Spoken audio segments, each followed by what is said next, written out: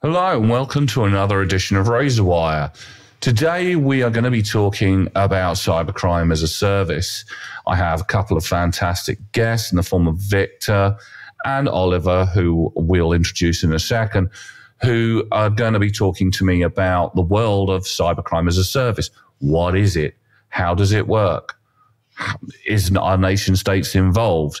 What's the capacity for all kinds of different larceny related to that cybercrime as a service, basically what we're seeing now versus what we could feasibly see in the future. So please follow us on this journey.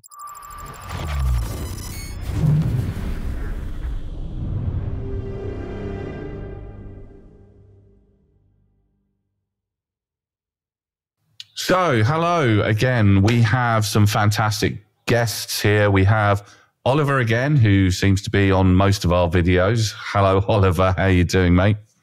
Hi, James. I'm good. Thank you very much. And, sorry to be omnipresent. No, that's good. It's great. It's great to have you back. And also we have Victor as well, Victor Acin. Victor, do you want to kind of remind those out there listening to the podcast kind of who you are, where you come from? Because I think everybody knows who Oliver is nowadays. All right. Thank you, James. Well, my name is Victor. I'm currently working at a company called Outpost 24 as a head of threat intelligence. I'm leading the team in charge of doing investigations, research related to threat actors and the tooling that they're using, as well as, for example, the services that they are selling. Fantastic.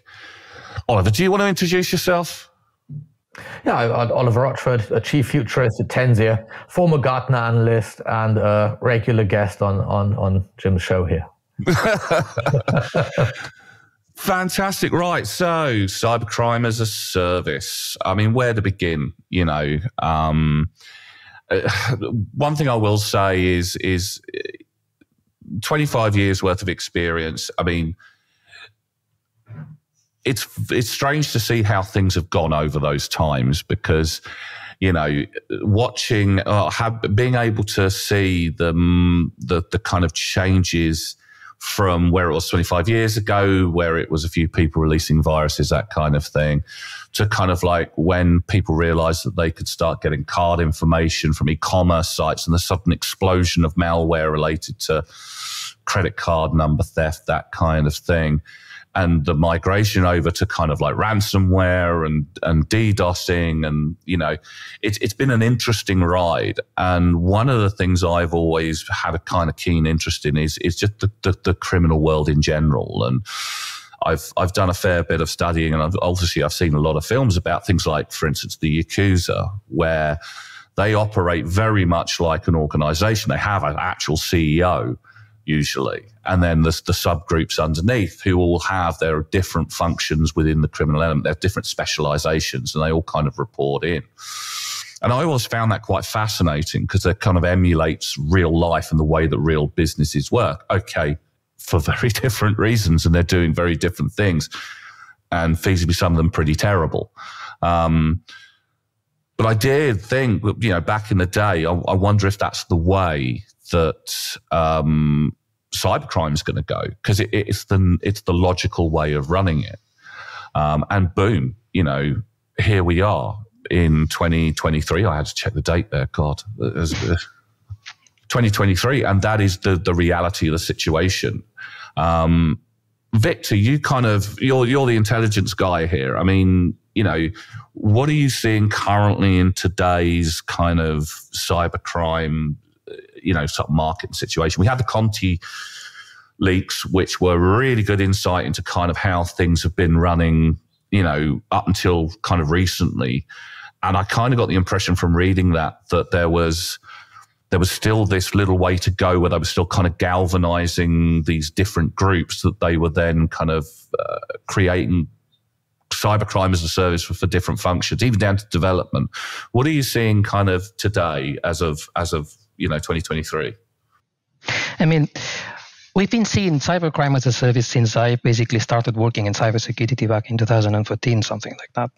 At the time, you had people offering their development services or even selling, for example, credentials or credit cards that were stolen at the time, right?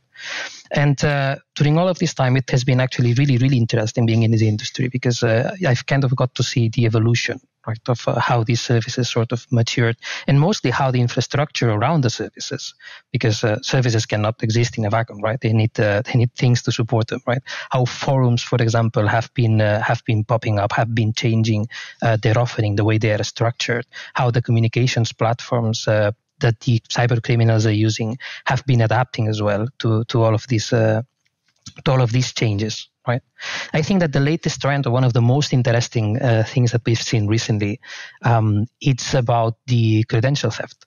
There's a big rise in credential theft, and we believe it's motivated by a new sort of way of operating that sort of democratizes the theft of credentials, called traffers, which are basically groups of people who get together. For example, Oliver and I could get together one day, right? And maybe with $100, $200, we could purchase a new type of malware. We could purchase a couple of services for distribution, for example, or maybe even something to obfuscate the sample, something like that, as they call them, a fully undetectable packer, that sort of thing. And then we could trick, or maybe just sort of announce that we're creating a new group to steal credentials and facilitate to people who have absolutely no expertise in malware development, have no knowledge of how the malware operates internally, how distribution works. We could actually teach them how to use that malware to get credentials, mostly through CEO and redirections of that sort, right? Bringing users to a certain watering hole. This trend that we're seeing, traffers, as I said, has been on the rise for I think 6 months, something like that, and it doesn't stop growing, And the biggest, the most interesting thing I think surrounding this is that they've managed again to bring even, or to lower even more the bar, the entry level bar for cyber criminals, right? You no longer need to understand how things work. You can just follow a tutorial that they will upload to medium.com about how to distribute malware, and you can just use the Telegram bot to sort of generate new samples, contact the guy in charge of promoting your YouTube video about Fortnite skins, and suddenly you have a bunch of people who are downloading your amazing crack for Fortnite and getting infected with Redline or Raccoon. I would say that this is the latest or most interesting thing that we've seen as of late, in regards to services at least. What do you think, Oliver? Yeah, I have a similar view. I did a fair amount of research on the topic at Tenable, but more from an economics point of view. So I did research around the economics of vulnerability and exploit brokers. I did some research around how that supply chain actually compares to a legitimate one. And it's fascinating because, as you mentioned, James, it absolutely mirrors what we're seeing in tech. You get 24/7 support. It's all SaaS-based. They're advertising really very similar in terms of how the marketing looks on darknet forums, in terms of giving the features and the benefits and so on. And they're also quite competitive. And as Victor said, it has democratized, the ability to conduct offensive cyber operations. I think before you had people who needed to have the means and the motive, right? The opportunity is what you make with the means, oddly enough, in cyber. But now you can have somebody who creates the means and gives it to other people who have the motive. And that, as Victor mentioned, can be more traditional cyber criminal groups, because they have to move into the digital realm. That's where all the money is.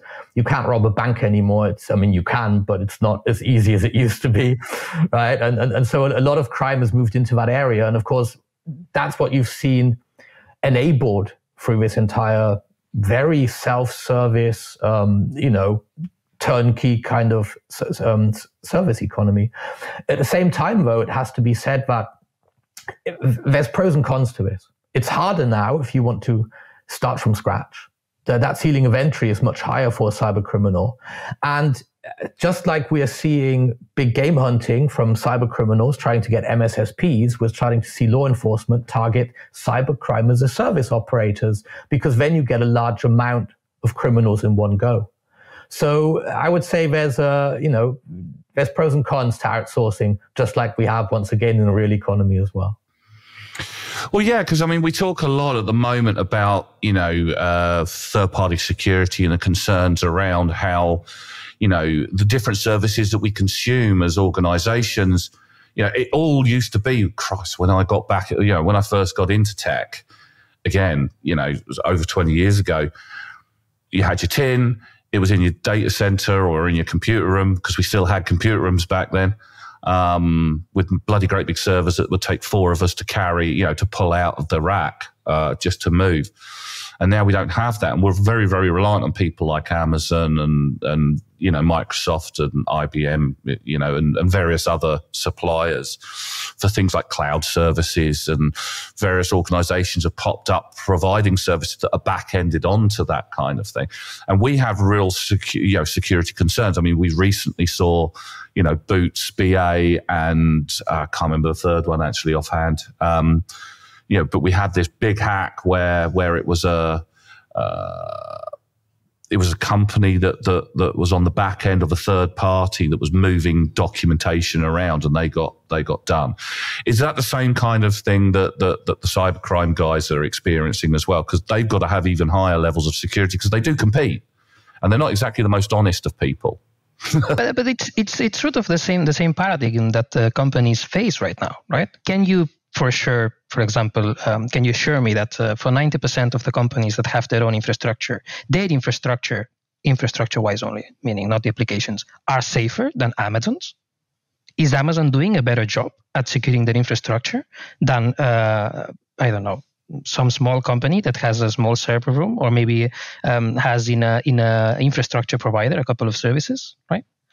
In the past, what we used to see, at least, was that people had the skills to set up a bulletproof server, to deploy a PHP application, to understand how to actually protect it and code it, right? Now you have a service, for example, Raccoon Stealer is one of the most prominent ones, in which they manage the entire thing. You just go there, you pay a monthly subscription, and you get access to a really nice dashboard in which you can generate new samples, and credentials are stolen using those samples get sent to your account, right? So you have really highly, specialized people maintaining those services and making sure that that infrastructure is secure and protected, while they are basically getting a fixed pay rate. With very little risk. I suppose in many respects, they're not strictly breaking any laws. They're just providing a software service, and it's other people who are using that service. I mean, obviously that's a bit dubious, but... That depends on which region you're in. I mean, you mentioned the honesty component, and in reality, we're not talking about some shady people sat in a cellar somewhere.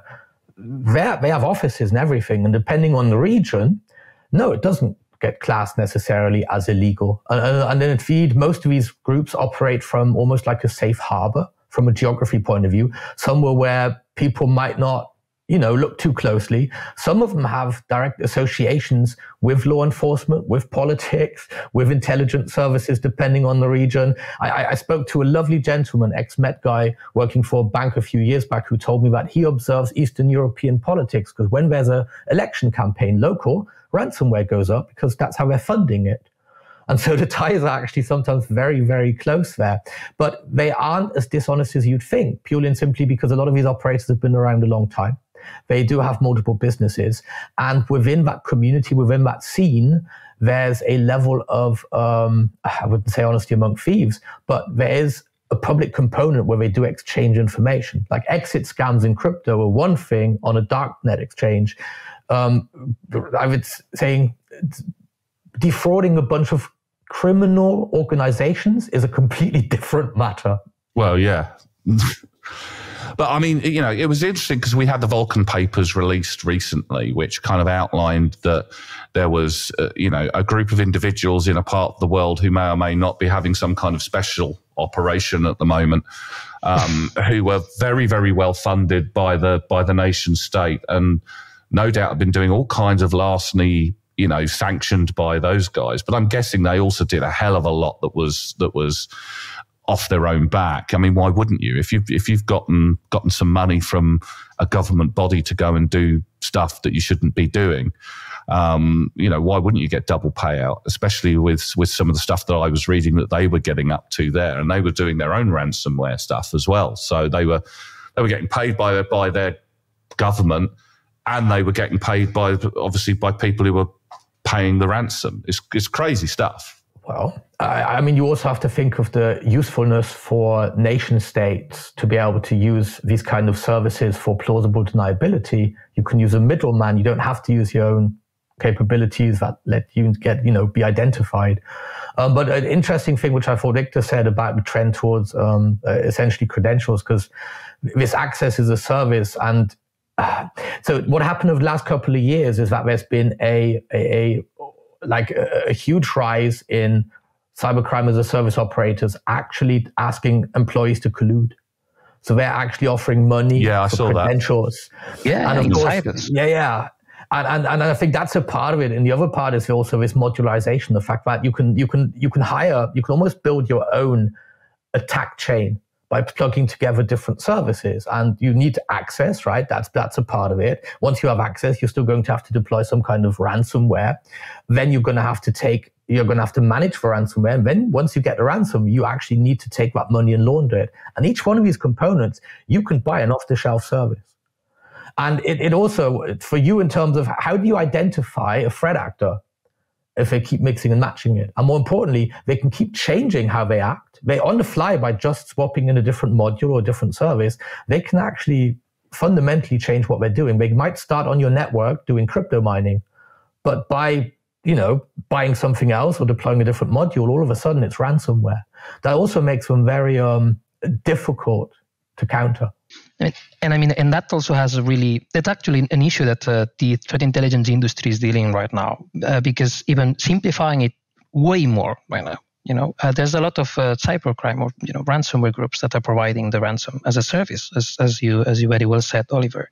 And most threat intelligence companies are providing TTPs and intelligence regarding the ransomware as a service as a group. But in reality, each affiliate is the one that has different, modus operandi, different procedures.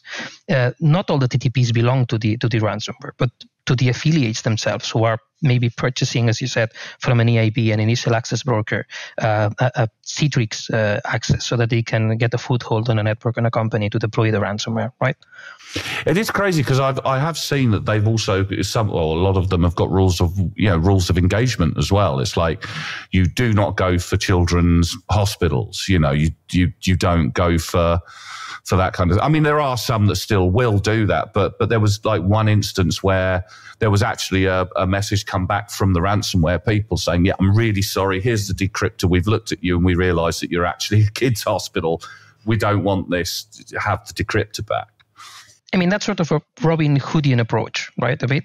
They've had these sort of rules of engagement for a long time, in which, for example, they would not target Eastern European countries when they were operating from them, and they detected, for example, the language of the keyboard and that sort of thing. Why do you not attack a children's hospital? Because you don't want to attract, the wrong kind of attention to yourself. Which they did, right? During COVID, if you remember the executive order, if you remember, and indeed, that's when we saw these rules of engagement about not targeting healthcare organizations, but It didn't last long. If you look, healthcare providers are still in the top 5 victim targets, right? And so I think some groups say we don't target them. That's an opportunity for other groups, isn't it? All of a sudden you have a green field, Yeah, and I'm not attacking your own home turf. Well, we have a term for that in English. Don't crap in your own nest. So I think it's self-serving rather than. I grew up in a pretty rough neighborhood, and nobody stole anything in our neighborhood either. It's just neighborhoods are outlying. Yeah, you'd attract the wrong attention from the wrong people. Never in your own place. It's like organised crime in London back in the day. There was heavy restrictions from the boys at the top as to what you could do underneath. We've all seen the films of the Krays and all the rest of it, and they did regulate their own criminal employees, underlings, people who were associated with them. I mean, they were still bad guys, don't get me wrong, but they did in many ways help out their own communities. But that's what you're seeing right now as well, right? The cyber criminals are not hiding usually in the countries they operate in. On the contrary, they're sort of heroes of the people. They usually have money, they can bring value, they can hire people from their own country, maybe their own city, to operate that criminal infrastructure, and they are relatively safe from the police as long as they don't overextend themselves. to a certain degree. Yeah. I mean, no extradition. Some people think if there's no extradition treaty, it's not a crime. And so from that point of view, and you're right, and that's what I meant with the honesty. These people they're not some shady criminals. They are living in many respects almost like a legitimate business person, that kind of life. They hire people, they have staff. In some countries, they're operating from call centers. To pay the taxes. They're major employers or patrons in their area, exactly. And of course, if it's in a country that doesn't have strong relations with the countries they're targeting, we don't have extradition treaties, they don't have any legal agreements, it is almost like a get out of jail card, right? But they can't travel. That's one aspect. And the other thing is that laundering that money, making it worth something, has also created its own supply chain and economy. Like with a whole, like from real estate in London, right, down to Bitcoin tumblers and all of these things which actually enable that whole thing. Because I mean, I know you're a big fan of Bitcoin, but like, back in the day, you mentioned 2014 when you started Victim. So I was on IRC in 1999, 2000, 2001. And you had certain channels, there'd always be these people IRC popping in saying, selling 0 days. And we never had 0 days. It was garbage from Packet Storm. But that's when that 0 day selling started. And indeed, within about 5 or 6 years, you had a professional 0 day broker economy starting to build up. And that was how all of this stuff really kicked off. It was in iterative increments, right, until it became very, very professional. But what's interesting about this whole thing is just that it didn't blow up until they were able to monetize it. Because my favorite example is Robert Rodriguez. He got 20 years for credit card fraud. I was on an IRC channel when they hacked the backdoor to get in to the retail networks where they were skimming the cards. None of us knew what they were doing. That was the irony about it, right? But they were talking about it at the time. They had to work with criminals. They needed people to clone cards, go into a shop, buy something, and sell it at a loss on eBay. There's a limit to how large you can scale a business. Amazon vouchers as well. Amazon won't send goods to certain countries because of that. It was only until you had an untraceable digital currency that hackers were able to cut out the middlemen. All of a sudden, you didn't need traditional criminals. You could do this by yourself. And that, to me, was a fundamental change in enabling criminals to be able to do this. We wouldn't be having this conversation if all they could use was Amazon vouchers. Yeah. I mean, out of interest, I mean, you know, I see things have gotten a lot more dangerous than they were. You know, I mean, it was always going to be obvious, as you kind of mentioned earlier on, Oliver. You know, gone are the days where you go into a bank with a sawn off and you stick it up the nose of the teller and say, "Give us what's in your vault." They probably don't have anything really in the vault anymore, not comparatively to what they used to. So the next logical step was obviously to move into cybercrime, because it is a very easy, comparatively easier thing to do with a lot less risk associated. You know, if you're not going to get shot if you're in the States, or, you know, whatever, you can do what you need to do from wherever it is you reside.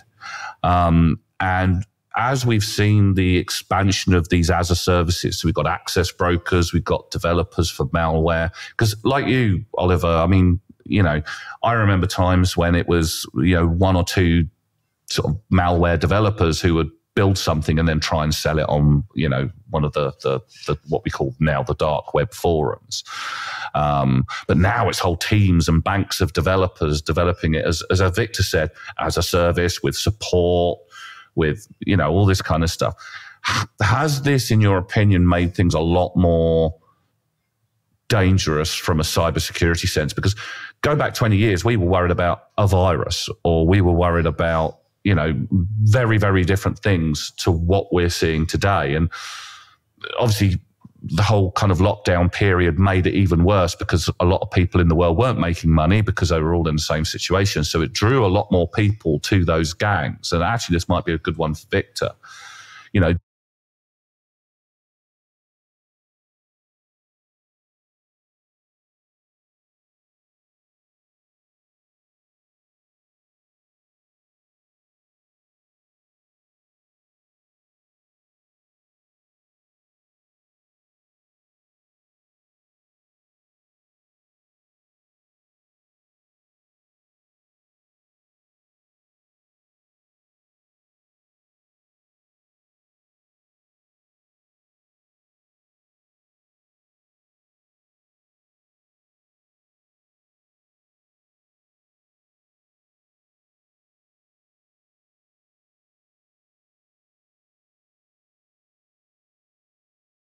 And in time, and we will see, this is going to get worse and worse and worse. We're looming an economical crisis, and when the times are tough, that's always a precursor for crime. Even more so when the crime itself is low risk, and as we've been saying, the entry barrier is lower and lower and lower.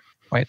20 years ago, the guys are stealing schemers or stealing credit cards from websites or from point of sale devices with malware. They had to understand how to operate the malware. They had to understand how to get into that point of sale system, right? You remember I think it was Target credit card theft some years ago.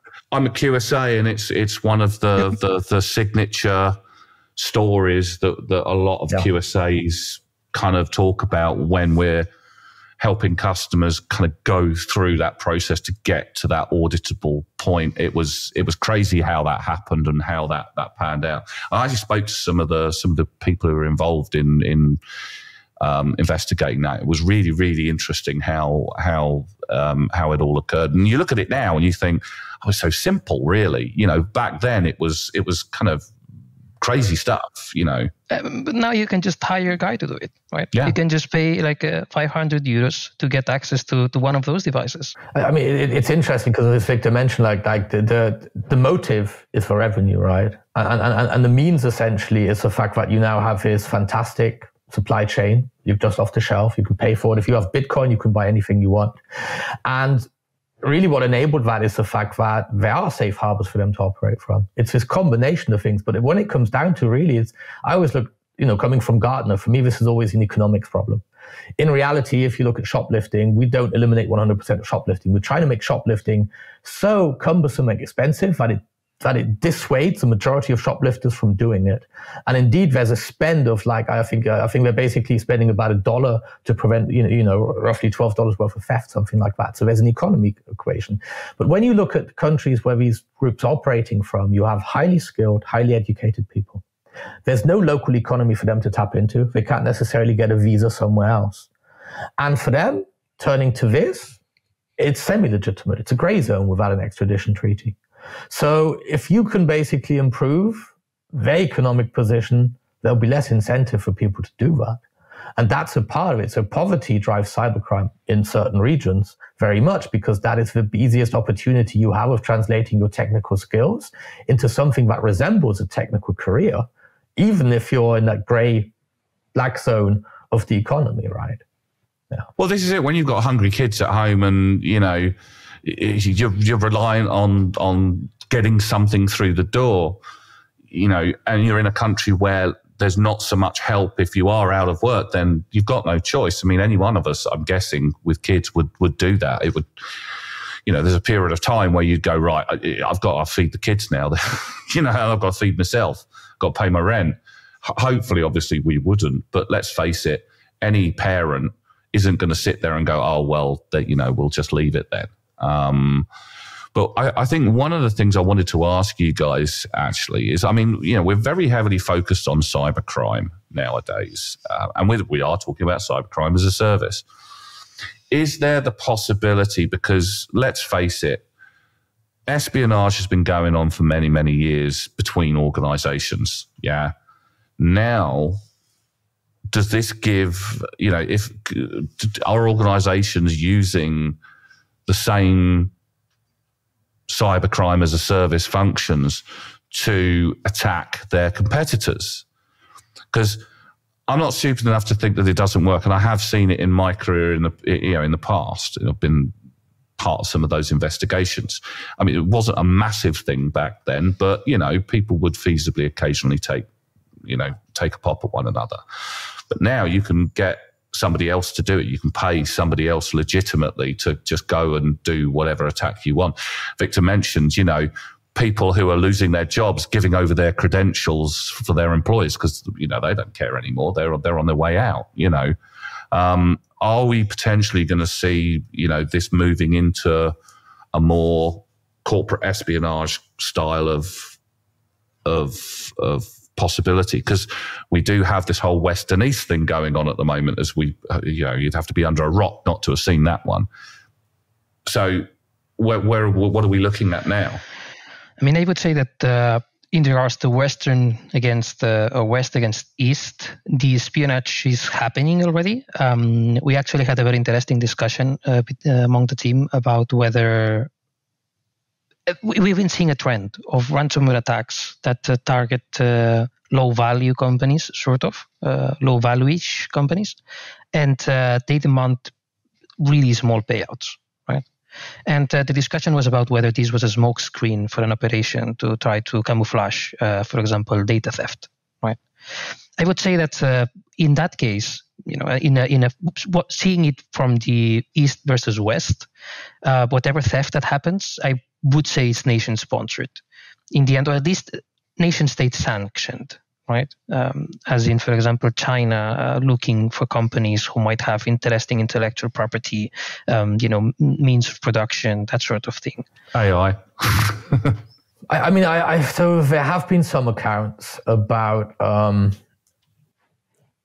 corporate actors rather than corporations utilizing private intelligence services, private detective agencies, and I would say by extension some of these cyber services.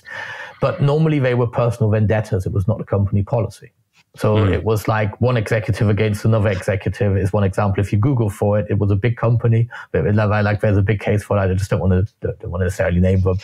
And of course, I'm aware of one incident that was a blast furnace, the first kinetic impact 2016, where a German steel manufacturer was targeted and they accidentally burnt down the blast furnace. I know that originally that attack was supposed to look like a cybercrime attack, even though it was obviously a competitor trying to sabotage the steel manufacturing. They just made a mistake on the SCADA device and actually almost, did the whole device in. And that was them paying. That was exactly because who else is going to get interested if a steel company loses a contract or creates bad steel? Another steel company. It's normally something where there's a commercial interest, and they were competing against a lot of foreign companies for certain contracts. Those are the two incidents that I'm aware of but to be honest with you, is this something that you would know? Because the industry is there. There is a private intelligence industry that's growing. There's a private mercenary industry that's growing. I'd be surprised if cyber isn't included in that package, especially when you look at people like NSO, right? We know that there's we're starting to see a light onto that. So yeah, but are there many known incidents? There are corporate spying scandals all the time. Uber were caught installing like software into their drivers' cars. I don't know if they'd stop at that. The most of the incidents I've become aware of industrial spying involved no technology at all. It was usually getting somebody on the payroll. I was about to bring up, the incident that we had here in Spain with NSO and Pegasus. I'm not sure if that reached you guys. Yeah, do you want to, just in case people out there didn't kind of see what happened there, do you want to kind of give a quick overview as to what it was? So basically, the government of Spain basically paid NSO for a spyware that came fully packaged, with 0 days and that sort of stuff, so that they could spy on politicians, right? So who's to say that really big corporations don't have access to that sort of technology?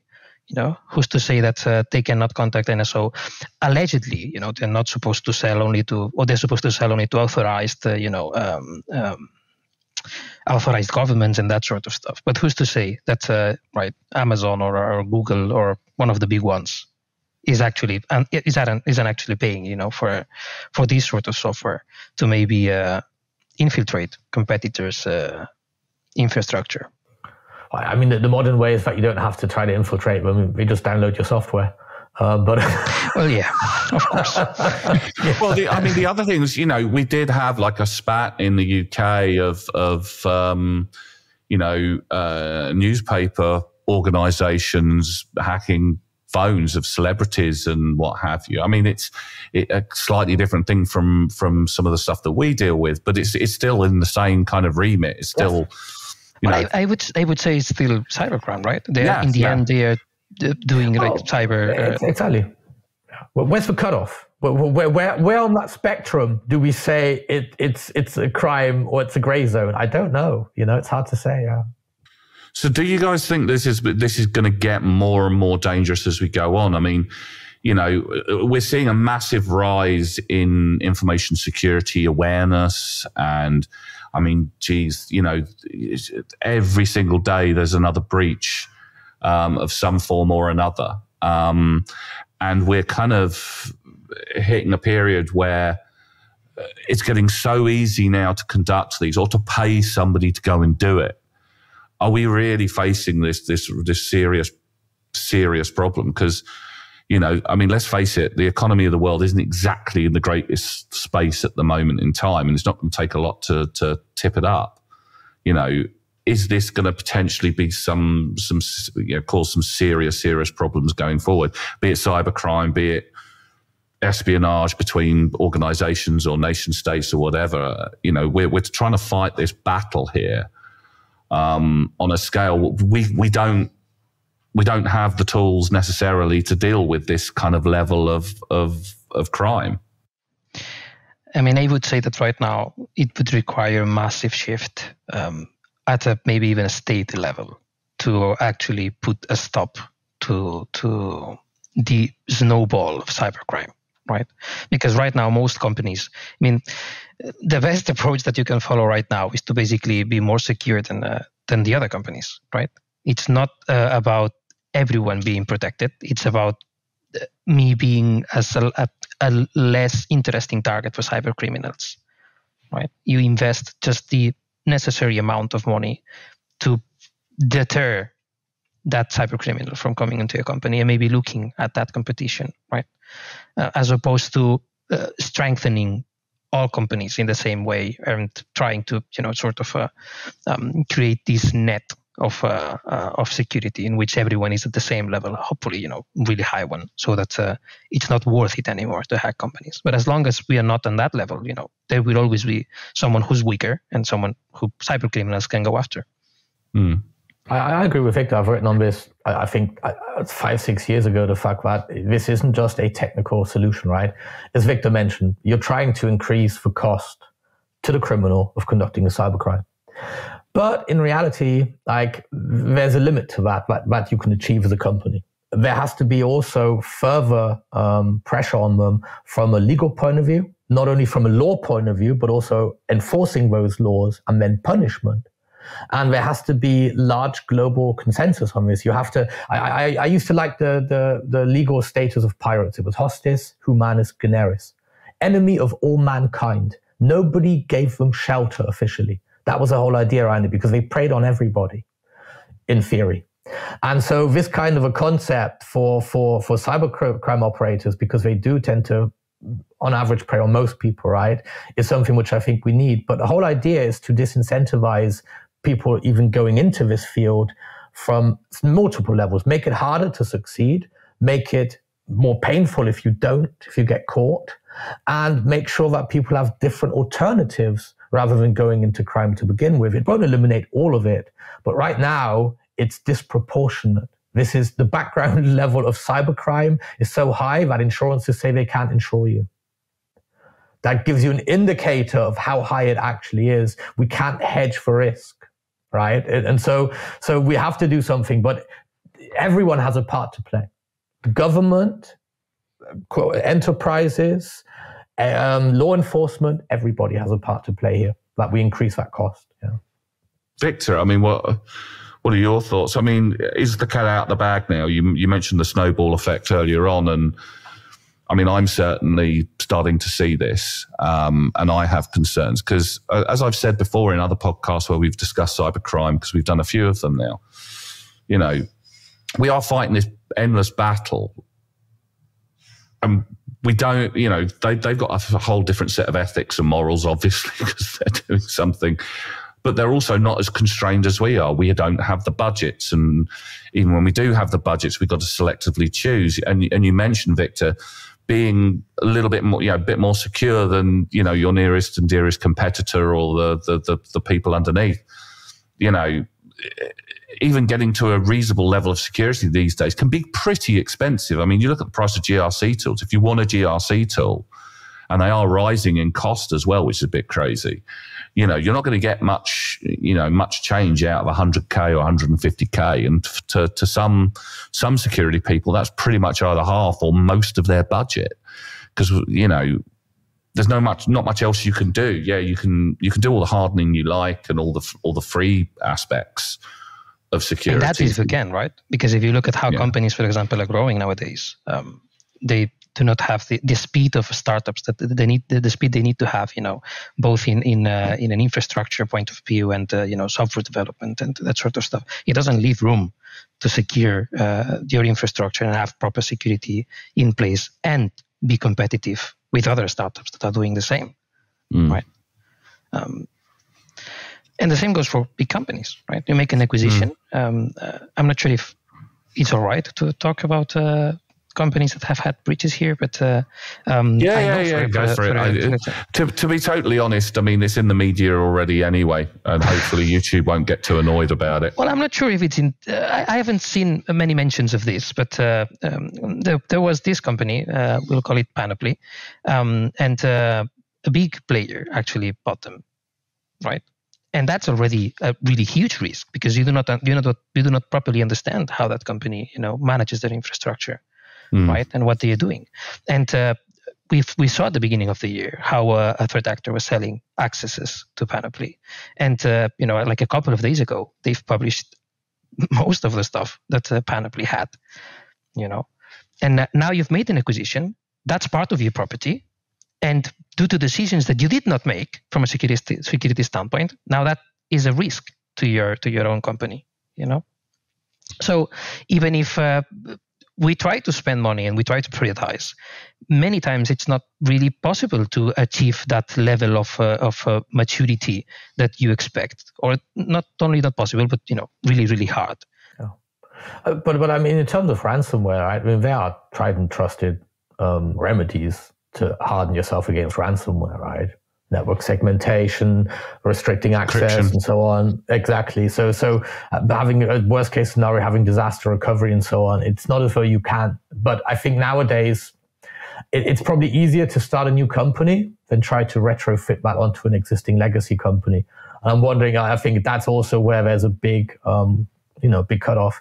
But it's not impossible, because the reality is that a lot of these attacks, they are pretty automated. It has to be said. It's not as, a human operator will get involved if it's worth it, but not for the opportunistic stuff. We're not going to do it on every single small business. It doesn't scale itself. And the other aspect is to ask yourself, what is the main attack vector that they're coming in via? Well, it's credentials and phishing. As a small business, if you focus on those, if I had a limited budget, that's where I'd focus my resources. You eliminate a large percentage of attacks that way. It's not perfect, but, you can't achieve perfect. You have to do risk reduction. Yeah. Till people start downloading dodgy copies of things with cracks. Yeah. Cool. Fantastic. Right. Well, I mean, are there any kind of final conclusive thoughts to this? I mean, are we going to see things get a lot worse before they get better, in your opinions, or is this reality now? I mean, I don't think, as you guys say, without the whole world kind of coming together and doing something about it, which, let's face it, we've never done anything like that before for anything else, not even bleeding climate change, whether you believe it or not. But, what are we looking at here? I don't want to sound, how do you say this, too buzzwordy, sort of, but I think that we're really close to a new revolution, similar to what we experienced in the industrial revolution with artificial intelligence. And I would expect that in the following years, thanks to AI, we will be able to sort of imitate that those cyber criminals and sort of be able to democratize as well cyber threat intelligence or cyber security for all companies in a cheaper and more accessible way. That's what I would like to think, that thanks to that support, we will be able to provide, solutions that are cheaper to make and cheaper to operate, so that people do not need to have, a 24/7 SOC on their company to manage tens of thousands of alerts and sort of sort through those really quickly with less experienced personnel. That would be my take. hopefully we are close to that point. So I think, I'll be honest, it depends to me a little bit on the geopolitical, because I don't like making predictions about AI.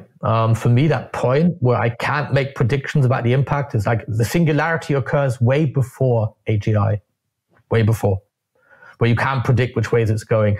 And I don't know how attackers and defenders are going to utilize it in response to one another. So we'll see. But in the short term, I think that based on the macroeconomic situation, based on the geopolitical situation, it's going to get worse before it gets better. Partially because it's going to be an extension of economic warfare. And rather, I'm not saying that there's going to be nation states enacting it, they're just going to let it happen. The question is how finance responds to this. What does our financial system look like in 5 years? And if you can work that out, you can work out what cybercrime looks like. If we move to a system where everything is on a ledger and you can trace every single transaction, it's going to put a bit of a damper into that whole thing. If we don't, if we carry on with basically currencies that you can just shift around without knowing who's behind it, we're going to carry on seeing an uptick in it because the incentive is too great. Why would they stop? Like this is just kicking off as an industry. Other people are going to start seeing the money that's being made in there. And we're still looking at a phase of diversification in terms of cyber crimes. And it's not present in every geography. Like 10 years ago, I think 1 in 5 Germans had a credit card. People were saying Germany is better at protecting themselves. There was just no money to get got. Now they've got more credit cards, which they're starting to see an uptick in financial crime. That is still to occur in other places. And if I look at India or Africa, where they're using mainly mobile payments, they've skipped that whole, physical bank kind of thing. I think we're going to see variations there as well.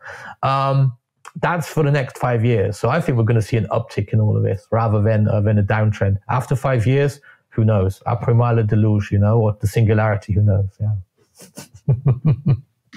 No, I must admit, I kind of agree with both of you there. I think, it is getting to a frightening state. And I think, it is very difficult to predict where it is going to go. Maybe next 6 months will play out and we'll have a little bit of a better idea. But for now, I think for the rest of us trying desperately to secure our environments, seriously review your defense in depth. Do whatever you can to shore up your defenses and make sure that you can convince the power. Sorry? Test it. Run simulation. Yes. Run a war game exercise. Get someone in to emulate it. See how you'd fare. Don't rely on your backups in the worst case scenario. Try to restore them now. Do all of these things. We have this lovely Prussian. Yeah, there's a lovely Prussian military saying, "Sweat saves blood." So put that sweat in. Save yourself from the worst damage. Know what you're going to face in advance. Then you can do something about it. Yeah. And also, get some threat intelligence. Understand who the people you're fighting are, what they're doing, that kind of thing. I mean, without jumping back into the whole conversation, I've had help from you guys before with regards to some of the stuff that we've seen, and gotten some great intel as to what the trends are for those particular groups, what you can expect from those types of groups, and intelligence is becoming such a key aspect of InfoSec now. Well, I think the NEO ISO standard has a requirement of threat intelligence. It does, but it's going to take a while to filter down into companies at large. And to be honest, whether you're going down the ISO route or whether you're not, I still think nowadays it's going to be a key part of your defense in depth. Yeah, most definitely, even more so. Taking into account what we were talking about before, right? About the costs and prioritization and understanding your risks, understanding what part of you is most likely to get attacked, and then being able to protect that first will definitely be the best strategy. This is it, and as Sun Tzu said, if you only know yourself and you don't know your enemy, you're only going to win 50% of the battles. If you don't understand yourself and you understand your enemy, then you're well, he says you're going to win 100%. I'm a bit dubious there, but on that one for modern technology. But, you're going to have a much higher level of security. But anyway, we've hit the top of our time together. As per usual, it's been an absolute pleasure debating and talking about these topics with you. I have a sneaky suspicion we're going to be revisiting this cybercrime item, be it the as a service function, be it the migration of new tactics or new abilities, time and time again. So I'll be tapping you guys up for more further info and maybe jumping back on other podcasts coming up on a semi-regular basis by the sounds of it. So thank you ever so much, guys, and it's been an absolute pleasure to have you on board. Thank you very much, James, Oliver. Thank you. Fantastic. And to all of you out there, thank you ever so much for being a part of the podcast. Please feel free to have a look, look us up on Spotify, Apple, all the major podcasting channels. Obviously, we've got our YouTube channel as well. Please feel free to go and have a look at that as well. We put all of our content on all of that stuff. So there's plenty of ways to watch the other items that we've covered, as well as kind of get in contact with us as well. So look after yourselves, everybody out there. Have a great time. Have a great day. And we'll speak to you again soon.